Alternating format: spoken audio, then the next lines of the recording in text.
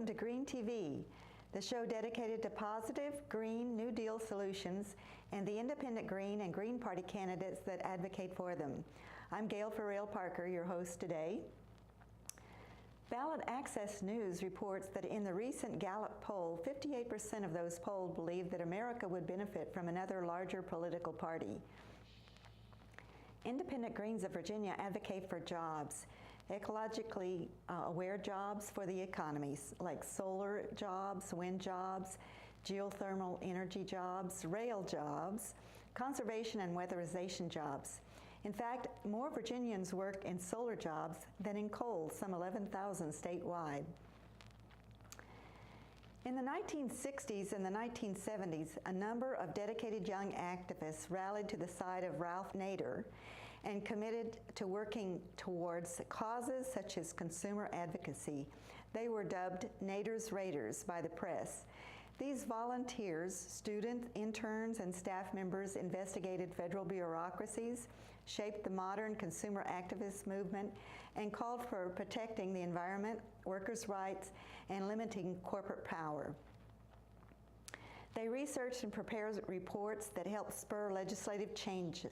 And today on Green TV, we are honored to have with us via Skype the man who inspired these young activists, Ralph Nader.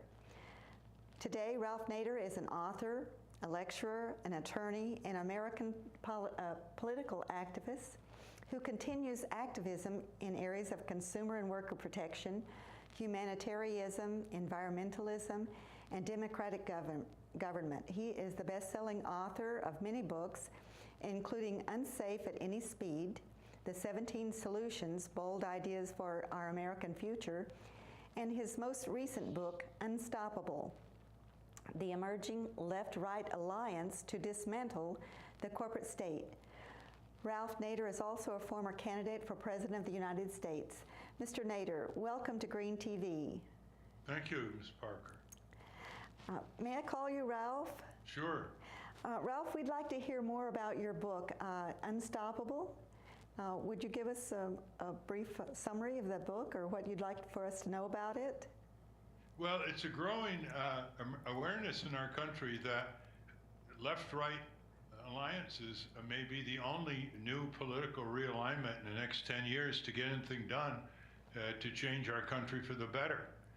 The powers that be love to divide and rule left and right where they disagree, and they do disagree on school prayer, reproductive rights, balanced budget requirement, gun control. But they agree on really far more basic changes in our country. They think Main Street should be over Wall Street and not have crony capitalism or corporate welfare, handouts, giveaways, bailouts. They're really together on that. They don't like the civil liberty restrictions of the Patriot Act. Left, right, increasingly skeptical about the bloated military budget and empire abroad boomeranging against us and spreading more hatred and fighters in more countries. They don't like corporate managed trade agreements that ship jobs and whole industries to autocratic regimes abroad. They definitely want a tougher law and order on corporate crime, fraud, and abuse. I think that comes in 90%, prosecuting the corporate crooks on Wall Street who crashed the economy and then had to be bailed out by the taxpayer. I think also 90% it comes in for breaking up the big New York banks that are too big to fail. And at the state level, we have some interesting left-right convergences. At the state legislative level, 15 states have passed juvenile justice reform, and there's a growing left-right alliance to challenge the current war on drugs. In fact, Grover Norquist and Newt Gingrich helped start this group Right on Crime. They think it's absurd to spend billions of taxpayer dollars putting people away 20, 30 years for possessing a small amount of drugs. And they're beginning also to see the human rights violations involved as well. So I wrote this book as a way to highlight it, punctuate it. I give a lot of examples in Unstoppable. People are reading it and talking about it, left, right, and it's an unstoppable convergence. In fact, in the past 30, 40 years, I give examples in the book where whether it's the Auto Safety Bill in 1966, the Freedom of Information Act, 1974, the opposition to the breeder reactor in 1983, a boondoggle of corporate welfare, the False Claims Act of 1986, the more recent Whistleblower Protection Act of 2013, never would have passed without left-right support in the Congress and back home. Right, I must agree with you. Ralph, I also am interested in your book, The 17 Solutions. How are those two books related, or are they? They're very related. In fact, I have quite a few of the 17 solutions are left-right alliance potential. For example, dealing with the mess of corporate tax havens and corporate tax loopholes and tax breaks. Libertarians, conservatives, liberals, progressives, they don't like that. The same is true for the state of our civil liberties, dragnet snooping by the NSA. That's a real big left-right alliance. But the key thing in 17 Solutions is something very few reformers talk about. You know, when you interview reformers and you read their books, they're very good about documenting abuses, injustices, deprivation, poverty, crime, corporate crime, all these things, the arms race, wars of aggression. And they're very good about proposing solutions, better ways of dealing with problems or avoiding serious problems. But then when it comes to the third leg on the stool, how do you get it done? How do you mobilize it? Where do you get the power? Because clearly, if the Congress and the courts and the executive branch were doing their job as we wanted them to do, we wouldn't have these problems to expose and to propose solution. And that's where you have to get back to each congressional district, to the people who are active enough to represent the broader public opinion that supports what they are putting forth on each member of Congress. So we hope that people will ask that third question. How do we get it done? How do we mobilize enough people? It doesn't take that many. 1% of all the people in the country mobilized in congressional districts around, say, 10 redirections, single-payer healthcare, much more efficient, everybody in, nobody out, free choice of doctor and hospital. That's one. Living wage, that's another. Dealing with conversion to solar energy and efficiency from fossil fuel nuclear, that's another. Well, how do you get these done? Well, you can't get them done unless you go through Congress. You can get something done where we can all conserve more energy and buy smarter and all that. But by and large, major national changes are being blocked by a corporate indentured majority in Congress that is democracy's graveyard. So always ask the question, how do we create the grassroots power to get it done? And it's once you ask that question, you'll find it's a lot easier than we think. I still say 1% of the people organized in congressional districts representing what Abraham Lincoln called the public sentiment can overpower the other 1% at Wall Street. Only 1% of the people would be able to do this? Yes. That's amazing. And we should be able to mobilize 1% of the people to make some changes. You would think. There are 660,000 men, women, children in each congressional district.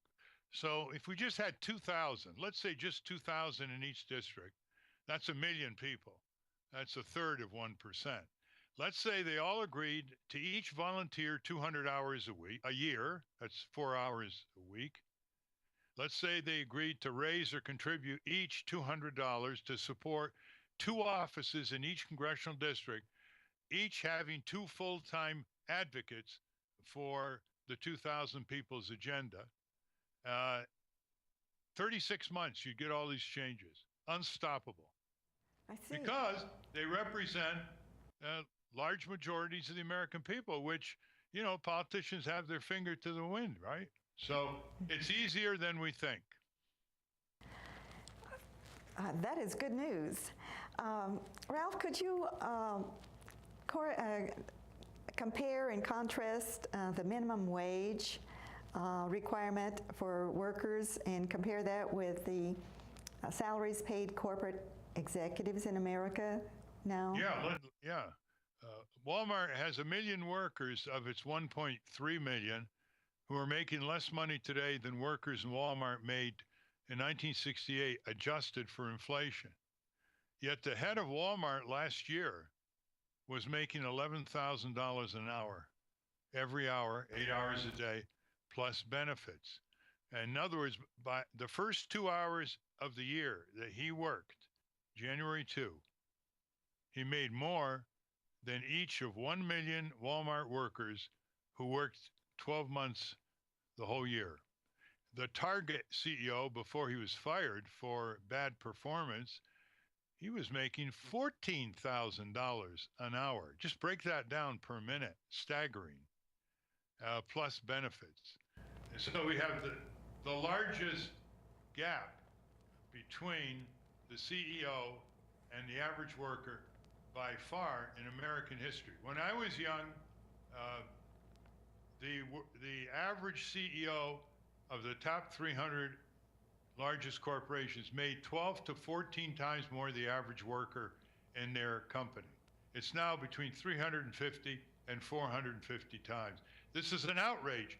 They pay themselves at the top. They have a rubber stamp board of directors, and they give them the proposal for their pay, and they stamp it and then have a nice 5-course meal and laugh all the way to the bank. Trickle down theory, I guess. Doesn't trickle too far. Well, one reason they get away with it is because this isn't capitalism, it's corporate capitalism, where they strip the shareholders who own the company of any power over executive pay, of any power over their hired hands and executive suite. That's why I refuse to use the word capitalism when I criticize its corporate capitalism, which also violates the second rule of capitalism. That is, if you're not doing well, you got to obey the verdict of the market, even if you have to go bankrupt. But big business doesn't go bankrupt. It goes to Washington for a bailout. Yes, doesn't it?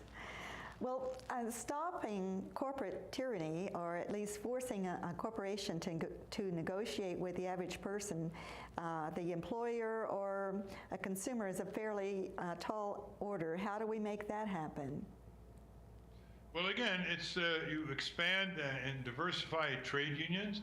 You establish more buying clubs that can work through the internet. For example, like say here we have 25,000 people. This is the kind of product we want or the service we want. Here are the specifications. Or we may have 2 million people saying this is the kind of insurance policy we want. It's not going to be a fine print, one-sided contract that we all have to sign these days, take it or leave it. It's going to be a consumer contract proposal. And also we need to revive consumer cooperatives. Those are small businesses, food co-ops, tenant co-ops, or community health co-ops, energy co-ops, to have more bargaining power, and indeed to begin providing our own goods so we don't have to rely on giant corporations and their absentee owners in Tokyo, Chicago, New York, or London. And I would say the best magazine reporting on community-owned businesses is Yes Magazine out of Seattle. It comes out 4 times a year. It's beautifully done. It gives you a lot of encouragement because we're talking tens of billions of dollars consumers are now spending in community-owned businesses. I think there are now 8,000 operating farmer-to-consumer marketplaces all over the country and growing fast. I see. And another subject, Ralph, would you speak a little bit about tax reform that's needed? Yeah, I think we should have, the first principle of tax reform is we should tax that which society likes the least or dislikes the most. Therefore, first we tax pollution. We tax corporate crime. We tax things that are bad for children, like fatty foods or soft drinks. There are a lot of bad things that we'd like to diminish, a good way to do it is to tax them, and it also helps diminish them. The Canadians have a phrase for this: tax what we burn before we tax what we earn. And then I would tax speculation on Wall Street. You can get $300 billion a year with a tiny 0.5% tax per share or per derivative. Would raise 300 billion with a B, and that could be used to reduce some of the taxes on middle class or lower income earners. And I would add another phrase to the Canadian one: first tax what we bet before we tax what we net. Then after that, I would engage in a rigorous application of progressive income tax the rich more than middle class, tax the corporate profits as they reach a certain point. Right now we have a crazy system where the rich pay the least in terms of percent, because poor people pay, they pay Medicare tax, Social Security tax, they pay a lot of different kinds of taxes that in total percentage, the low-income people pay a higher percent of their taxes, even though they pay less income tax. Higher percent sales taxes, for example, they pay higher percent of their total income in taxes than the very rich. Now, there's no reason, and I can cite Ronald Reagan here, why if you earn $70,000 as a plumber, you pay a higher rate than someone who makes $70,000 from capital gains on Wall Street, which are only taxed at 15%. Your 70% will be taxed over 25. Your 70,000 will be taxed over 25%. And there's no reason why certain dividends that the rich get are taxed at 15%, but if you get interest payments, you're taxed at a higher rate depending on how much you get. So there's a double standard in favor of the wealthy and the rich and the corporate that has to be removed. Now, I think all of this polls pretty well, Gail. I think it would come in 60, 70% or more, especially the Wall Street speculation tax. So all that's needed to get this through Congress are 2,000 people with a Congress watchdog group in each district, and those 2 offices with 2 full-time people in each office, pouring it on each senator and representative, getting at them when they come back in the district with town meetings, and every day sending the message to these members of Congress that we the people must be sovereign over they the corporations, who are supposed to be our servants, not our masters. You make it sound so easy. It is easy. Let me tell you how easy it is. It's less human effort to have these Congress watchdog groups in money and time than what avid bird watchers engage in time and money and equipment and getting to the marshes, etc. I am in great awe of bird watchers. I just want more Congress watchers. I would certainly agree with that. If we could turn to another subject now, it's one that's near and dear to my heart. The railroads were among the most powerful corporations in the 19th and the 20th centuries, and they were brought somewhat into line. Virginia's independent Green candidates believe it is time to bring large-scale rail transport back. Green candidates advocate for rail because rail saves lives and creates jobs, expanded rail cars on Metro Rail, new dedicated passenger rail track for VRE, a new passenger rail tunnel under the Potomac, high-speed rail on existing right-of-ways along the interstate corridors. All of these projects will revitalize our economy and help protect our environment. New tracks, more trains that run more often.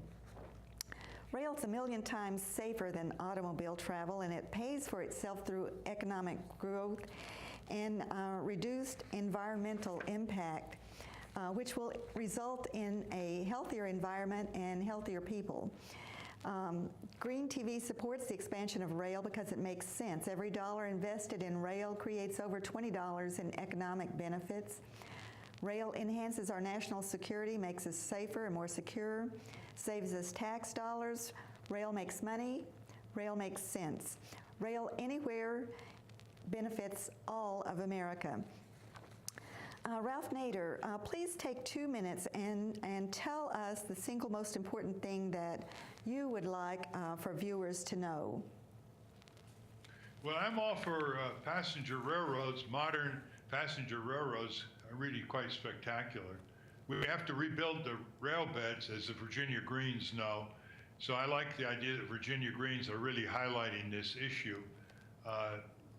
When I was a boy growing up in Connecticut, a town of 10,000 people in northwest Connecticut, catch this, Gail, they had 7 trains a day going to New York City, 120 miles away. 7 trains a day. Wow. We now don't have even the tracks or the railroad bed. Everything's gone. Mm-hmm. And there's no way to leave our town other than by car and a bus twice a day. So we got to come back to this kind of modern and much cleaner technology and lighten the load on the highways and on our climate, and as you indicated, reduce casualties. Also, when you're going from point A to point B by train, you can snooze, you can read, you can chat, you can do whatever you want. It's harder to do that behind the wheel. That is, if you want to get there in one piece. Right, right. Right now we have just a minute to take. Stay with me for just a moment, Ralph, while we do a spotlight. What was the purpose of this meeting tonight and your objectives? So the purpose of the meeting tonight was to kick off the DC to Richmond Southeast High-Speed Rail Project. It's an environmental impact statement that will fulfill the requirements for the National Environmental Policy Act, and also has a goal of 30% design for rail improvements in the corridor. And this is the scoping phase of that project, and the Department of Rail and Public Transportation is leading it, and with our partners, the Federal Railroad Administration, CSX, VRE, Virginia Railway Express, and also VDOT. And we are getting public comments at this point just on the study itself, on the potential high-speed rail route, and letting people know that we're out there. I see. And will there be other meetings like this in the future so that people can participate? Sure, yes. So this is one of a series of public scoping meetings. Tonight we are at Quantico. Last week we were in Richmond and Ashland, Virginia. Tomorrow night we will be in Crystal City. And we will also have public meetings throughout the 3-year study in different increments as we have project deliverables that the public can comment on. And what is the speed of the high-speed rail? So we consider this higher speed rail, high efficiency rail. The maximum speed that we're designing for in the study is 90 miles an hour, and that's the maximum authorized speed. But there are speed restrictions within the corridor. There are also areas where we slow down for stops, obviously. And so our goal is not just to increase the speeds where we can, but also to increase the efficiency of the system. So we want to be able to decrease trip time as much as possible and increase the reliability and on-time performance of the intercity passenger rail. Nader, in 17 solutions, you touched briefly on reinvesting in public works. Ralph, the Google clock estimates that at the current rate of consumption, the fossil fuels on this planet will have been consumed in 47 years. What is your advice on rail and renewable energy? And we've only got a couple of minutes left, but we'd also like to know what is your involvement in 2016? Well, David Freeman, who headed the Tennessee Valley Authority and 3 other public utilities in California and upstate New York, has a plan. He's an engineer, he's a lawyer, he's run businesses, he's closed down nuclear plants. He's a tremendous champion of electrified solar energy. So he thinks railroads, he thinks we can have an all-electric economy using solar-powered hydrogen and solar-powered electricity. And I hope you will interview him. He lives in the Washington, D.C. area. He's writing a book on the subject. He's clearly, in my mind, an unsurpassed expert in the nitty-gritty of how to take our fossil fuel and nuclear economies 3% a year, replace them with solar energy, wind power, and energy efficiency. And by 35 years, we're all solar, all efficient, and virtually all electric. As far as 2016, well, I hope we get more third-party presidential candidates to give voters more voices and choices. I hope Virginia lowers its very difficult ballot access barriers, I should know. And I hope the Green Party fields a presidential candidate and vice president. But this time, I hope they raise a few $1 million so that these candidates can have real backing and a real infrastructure, starting with the Iowa and New Hampshire primaries. And my thanks today to Ralph Nader for being on Green TV. And thank you for tuning in. We hope to see you again for more independent Green and Green Party New Deal solutions. Join us again on Green TV. We look forward to hearing your views on Twitter. Tweet us at VA Green TV. I'm Gail Farrell Parker. See you again next time.